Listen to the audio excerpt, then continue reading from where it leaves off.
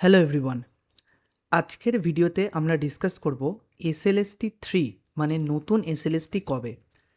এসএলএসটির মধ্যে কিন্তু upper primary 9, 10, 11, 12 এই তিনটে এক্সামে কিন্তু ইনক্লুড থাকে। ওকে, কারণ তিনটে এক্সামই নর্মালি একসাথেই হয়। যদি একসাথে না হয় সেক্ষেত্রে কিন্তু কাউন্সিলিংয়ে একটা প্রবলেম হয়, কারণ আগে 11-12-এর কাউন্সিলিং হয়, তারপরে 9-10, তারপরে আপার। সুতরাং আপার 9-10-11-12 আজ অবধি যখনই এসেছে মোটামুটি কিন্তু একসাথে এসেছে। তো আজকেই কিন্তু আমাদের মাননীয় শিক্ষামন্ত্রী দীপক বর্মন মহাশয় এবং মাননীয় মুখ্যমন্ত্রী শুভেন্দু অধিকারী মহাশয় কিন্তু এই ব্যাপারে কথা বলেছেন যে এসএলএসটি 3 আসবে, বাট সেটা কবে আসবে। প্রথম যে পয়েন্টটা নিয়ে আমরা ডিসকাস করব যে সত্যিই কি আসবে। হ্যাঁ, কারণ কনফার্মেশন আমরা পেয়েছি, আজকেও পেয়েছি এবং আগেও আমরা পেয়েছি। নেক্সট যেটা ডিসকাস করব সেটা টাইম, কবে আসতে পারে।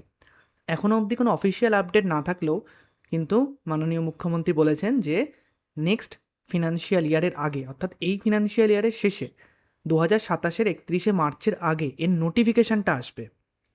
ওকে, এবং কিন্তু এক্সামটা হয়তো 2027-এর পুজোর সময় হবে বা পুজোর আগে হবে, সময় বলতে পুজোর আগে হবে। নেক্সট আমরা ডিসকাস করব এই যে ভ্যাকান্সি, সেই ভ্যাকান্সিটা কত থাকবে। প্রাইমারির ক্ষেত্রে কিন্তু পিটিআর রেশিও থাকে 30:1 যে রেশিওটা থাকে।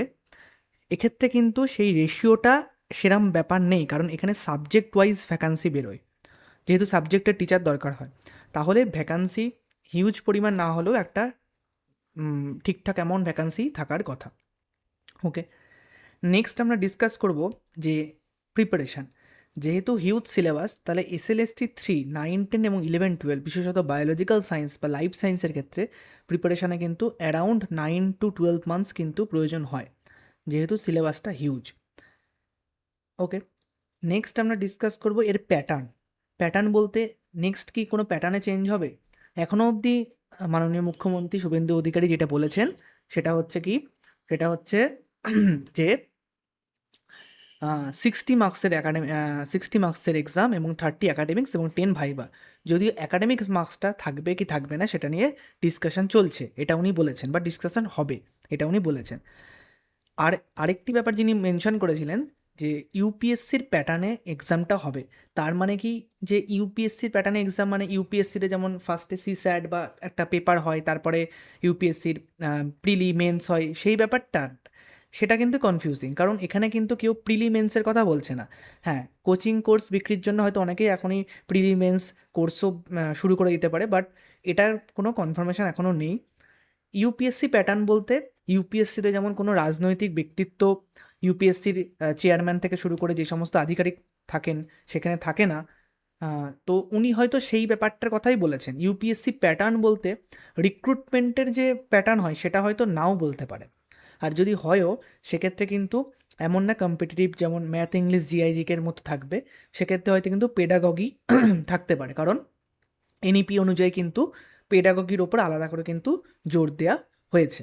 ওকে, যেহেতু আলাদা করে টিচারদের টেট পাস করতে হবে, সেক্ষেত্রে আবার কিন্তু যদি মনে হয় যে 9 to 12 টিচারদেরও টেট পাস করতে হবে, এই নিয়ে যদিও এখনও পর্যন্ত কোনো ক্লিয়ার আপডেট নেই, তাহলে সেক্ষেত্রে কিন্তু আলাদা করে আর কিন্তু পেপার 1 নাও হতে পারে। সেক্ষেত্রে ওই বিপিএসসির মতো একটা সুপার টেট হলো হয়তো, এইরকম যেটা এলিজিবল, যেটা হচ্ছে কোয়ালিফাইং ইন নেচার, এরকম কিছু একটা হতে পারে। তো পুরোটাই হচ্ছে হাইপোথেটিক্যাল ব্যাপার, এটা কেউ জানে না, সুতরাং কেউ বলতে পারবে না।